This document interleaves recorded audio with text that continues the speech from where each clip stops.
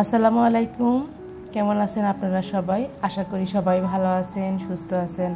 আলহামদুলিল্লাহ আমিও ভালো আছি। বরাবরের মতো ওয়েলকাম করছি আমার চ্যানেল শাহানস মম ওয়ার্ল্ডে নতুন দিনে নতুন আরেকটি ব্লগ দেখার জন্য। কাছে দূরে যে যেখান থেকে বসে এই ব্লগটি দেখছেন সবার সুস্থতা কামনা করে আরেকটি ব্লগ নিয়ে আসলাম আপনাদের সামনে। আশা করি আমার ভিডিওর পুরোটি জুড়ে থাকবেন, আপনাদের কাছেও আজকে ব্লগটি ভালো লাগবে। আর আজকে ব্লগটা কিন্তু খুবই রিকোয়েস্টেড ইম্পর্টেন্ট একটা ব্লগ, তো আশা করি প্রথম থেকে শেষ পর্যন্ত দেখবেন। তো সকালটা শুরু করে দিলাম আজকে ফ্রিজটা পরিষ্কার দিয়ে। তো এটা ছিল কিন্তু ঈদের আগের একটা ব্লগ।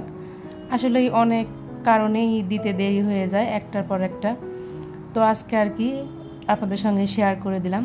তো সকালে উঠে কিন্তু আজকে খালা আসার আগে চিন্তা ভাবনা করলাম যে আজকে কিন্তু আমি ফ্রিজটা পরিষ্কার করেই নেব।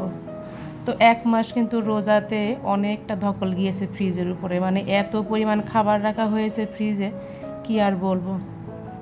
তো একটু কেমন গন্ধ লাগছিল, তো এই জন্য ভাবলাম সকাল সকাল আজকে ফ্রিজটা পরিষ্কার করে নিই। তো এই ফ্রিজটার বয়স কিন্তু আমার অনেক দিন। তো এই ফ্রিজটা কেনা হয়েছিল 2004 সালে। তো তখন কিন্তু আমার বড় ছিল, তখন হয়নি। তো তখন কিন্তু ফ্রিজটা কেনা হয়েছিল অনেক কমে। এখন কিন্তু এত কম টাকায় ফ্রিজ পাওয়া যায় না। তখন মানে যখন কেনা হয়েছিল ফ্রিজটা, তখন কিন্তু আমার কাছে মনে হতো ফ্রিজটা আমাদের জন্য অনেক বড়, কিন্তু এখন এসে এই সময় মনে হচ্ছে ফ্রিজটা আমাদের জন্য একদমই ছোট হয়ে গেছে। কিন্তু দেখেন ফ্রিজটার বয়স কিন্তু 20 বছর হয়ে গেল। সেই 2004 সাল থেকে 2024 সাল, 20 বছরই কিন্তু হয়ে গেল। আলহামদুলিল্লাহ ফ্রিজে কিন্তু এখনও কোথা থেকে কোনো কিছুই হয়নি, কোন একটা জিনিসও নষ্ট হয়নি। আমি মাত্র 3 বার গ্যাস ভরেছি, এই আর কি।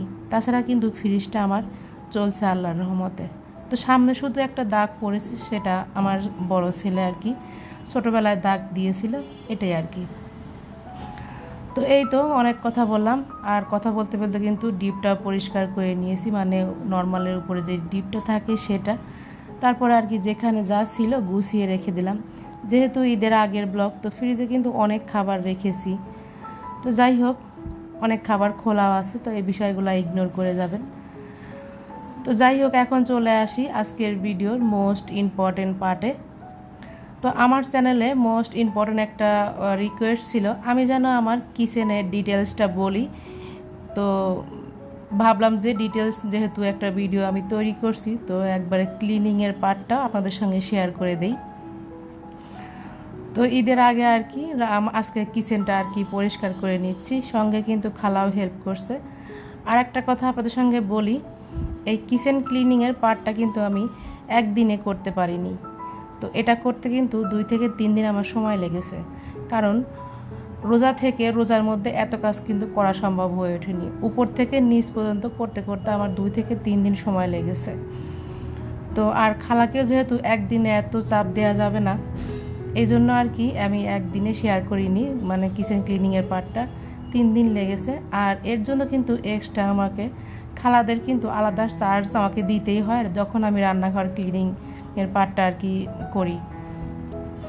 তো যাই হোক, আজকে যে এটা ছিল ঈদের 4 থেকে 5 দিন আগের একটা ব্লগ আমি আপনাদের সঙ্গে আজকে আর কি শেয়ার করছি সেটা। তো প্রথমেই কিন্তু আমি মানে উপরে যত ক্যাবিনেট আছে আমার ক্যাবিনেটগুলা আমি নিজে সামান্য একটু ডিটারজেন্ট দিয়ে মানে ভালো করে পানি চিপে ন্যাকড়া দিয়ে মুছে নিয়েছি। তো আমার এই কিচেনের উপরের ক্যাবিনেটটা কিন্তু পুরোটাই বারমাটিক বোর্ড দিয়ে করা হয়েছে, আমি আপনাদেরকে বলে দিলাম। আর নিচের অংশ যে ক্যাবিনেটটা সেটা কিন্তু আমি করেছি মানে প্লাস্টিক বোর্ড, পিভিসি বোর্ড বলে আর কি, সেটা দিয়ে করেছি। তো যখন আসলে কাজটা করা হয় মাথায় ওইভাবে আসে নাই যে আমি আমার গ্রানাইটের সঙ্গে মিলিয়ে আমি পাল্লাগুলার কালার দেব বা ওই ধরনের কোনো কিছু মাথায় আসে নাই। তো আমার কাছে বরাবরই কাট কালার বা বান্ডিস কালার দেখতে বেশি ভালো লাগে, এই জন্য আমি বলেছিলাম যে বান্ডিস কালার দেব। যখন আমি মাঝে মাঝে ঘরের কাজ করাবো বা বান্ডিস করাবো, তখন সেই সঙ্গে আমার রান্নাঘরটা বান্ডিস করিয়ে নিলাম। কিন্তু এখন মনে হচ্ছে যে আমার ডিসিশনটা আসলে ভুল ছিল, মানে আমাদের ডিসিশনটা আর কি। সবাই কিন্তু পিভিসি বোর্ড কালারিং বোর্ড দিয়ে করানো মানে করিয়েছে তাদের রান্নাঘরটা, কিন্তু আমি এই কালারটা দিয়েছি। তো যাই হোক, কি আর করা, ভুল যেটা ভুল সেটা হয়ে গেছে। তবে অনেক কাজই কিন্তু করানো হয়নি আমার কিচেনে। তো সামনে যখন বাসায় কাজ করাবো তখন একই সঙ্গে আর কি কিছু কাজ করে নেব। তো উপরের পাটটা কিন্তু আমি ক্যাবিনেটগুলো নিজে পরিষ্কার করেছি, কারণ খালা মইতে উঠতে চায় না সে একদমই। তো উপরের পাটটা আর কি আমি নিজে পরিষ্কার করে নিয়েছি, মানে কিছু টাইলসের উপরে ক্যাবিনেটে এগুলো খালাকে দিয়ে হবে না, যেহেতু আমি এগুলো নিজে ক্লিন করে নিয়েছি আমার মনের মতন করে। খালাকে দিয়ে ফ্যান, চিমনি, এই যে দেখা যাচ্ছে এই র্যাকটা, এগুলো আর কি পরিষ্কার করে নিয়েছি। তো চিমনি আজকে পুরোটাই খুলে একদম গরম পানি আর ডিটারজেন্ট দিয়ে ভিজিয়ে রেখেছিলাম। এখন এই যে ক্লিন করা হয়ে গেছে আর অটো ক্লিনে দিয়ে রাখছি আর কি। তো অটো ক্লিন হয়ে গেলে এটা অটোমেটিক্যালি বন্ধ হয়ে যাবে। তো আজকে কিন্তু এই ক্লিনিংয়ের পার্টটা করতে খুব বেশি সাহায্য করেছে আমার এই আরএফএলের ব্রাশটা আর এই রং করা ব্রাশ। তো এটা কিন্তু আমি এখন চুলার উপরে গরম মানে পানি আর ডিটারজেন্ট দিয়ে ভিজিয়ে রেখেছি, এটাও ক্লিন করে নেব। আর সঙ্গে আমার হাত মোছা কাপড় বা মানে নুসনি এই টাইপের জিনিসগুলো আমি কিন্তু একদম গরম পানি দিয়ে ফুটিয়ে পরিষ্কার করে নিয়েছি। তো এই তো ফাইনাল লুকটা কিন্তু আমি আপনাদের সঙ্গে শেয়ার করেছি, আপনাদেরকে দেখিয়ে দিলাম। তো কিছু প্রশ্ন এসেছিল আমার কাছে, তো আসলে ওইভাবে কোনো ডিটেলস কোনো জিনিসের উপর আসে না, এই জন্য আমি বলতে পারছি না। এরপরেও যদি কারো কোনো কিছু জানার থাকে তাহলে অবশ্যই আমাকে প্রশ্ন করতে পারেন, আমি চেষ্টা করব আপনাদেরকে উত্তর দেওয়ার জন্য। আর এই তো ফাইনাল লুকটা কিন্তু আমি আপনাদের সঙ্গে শেয়ার করেছি, আপনাদেরকে দেখিয়ে দিলাম। তো আমার রান্নাঘরের সাইজটা অনেকেই জানতে চেয়েছেন। আমার রান্নাঘরটা কিন্তু খুবই ছোট্ট, মানে এই অ্যাপার্টমেন্টের বাসাটা যত বড় আর কি, রান্নাঘরগুলো সাইজগুলো একদমই ছোট করেছে। তারপরেও আমরা চেষ্টা করেছি নিজেরা মানে ভেঙে জায়গা আর কি বাড়িয়ে একটু বড় করার জন্য, কিন্তু অনেক বেশি বড় করলেও দেখা যায় আমার ডাইনিং স্পেসটা আর একটু ছোট হয়ে যায়। তো সব দিক চিন্তা করে আর কি রান্নাঘরটা সাইজ রাখা হয়েছে 9 ফিট বাই 8 ফিট, মানে লম্বা হচ্ছে 9 ফিট আর চওড়া হচ্ছে 8 ফিট। তো খুবই ছোট্ট কিচেনটি কিন্তু আমার।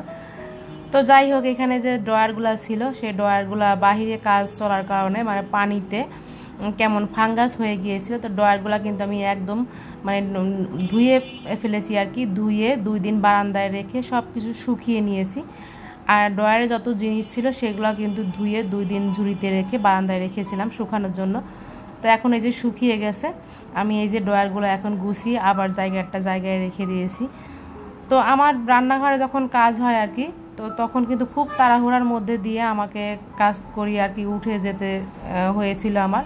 তো এই জন্য আর কি অনেক কাজে আমাদের ভুল হয়েছে। তো আসলে পরবর্তীতে যখন কাজ করাবো তখন কিছুটা হলো ভুল ত্রুটি শুধরানোর চেষ্টা করব আর কি কাজের ব্যাপারে। আরও একটা রিকোয়েস্ট ছিল আমার চ্যানেলে যে আমি যেন আমার কিচেন ট্যুরের ভিডিওটা অবশ্যই শেয়ার করি। তো অনেকগুলো আপু আমাকে এই রিকোয়েস্টটা করেছিল, কিন্তু আপুদের কাছে আমি সরি চেয়ে নিচ্ছি, এই মুহূর্তে আমি কিচেন ট্যুরের ভিডিওটা আপনাদের সঙ্গে শেয়ার করতে পারছি না। আপনারা এই বিষয়টা ইগনোর করবেন, ক্ষমা সুন্দর দৃষ্টিতে দেখবেন। অবশ্যই আমি পরবর্তীতে অবশ্যই শেয়ার করব আপনাদের সঙ্গে, এই বিষয়টি আমার মাথায় থাকলো।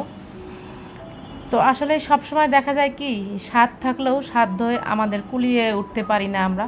এটা কিন্তু সবাই যারা সংসার করি সবাই কিন্তু আমার মনে হয় আপুরা বুঝবেন যে আসলে স্বাদ থাকলেও মানে সাধ্যে কুলিয়ে উঠতে পারি না, কারণ আমাদের বাচ্চা কাচ্চা আছে, দৈনন্দিন চলার কিন্তু একটা খরচ আছে। আমার 3টা বাচ্চা, যেহেতু ওদের পড়াশোনার জন্য কিন্তু অনেক টাকা খরচ হয় আমার। তো আমার হাজবেন্ড যেহেতু চাকরিজীবী মানুষ, তো মধ্যবিত্ত ফ্যামিলি আমরা সবসময় আসলে সব কিছু করতে পারি না।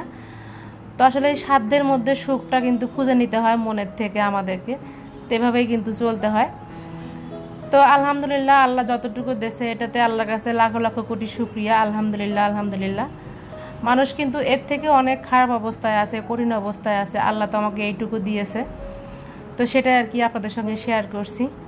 তো যাই হোক, যেহেতু এটা রমজানের মধ্যে আর কি ব্লগটা ছিল ঈদের আগে, তো এখানে এই যে কিছু রান্নাবান্না করে নিচ্ছি।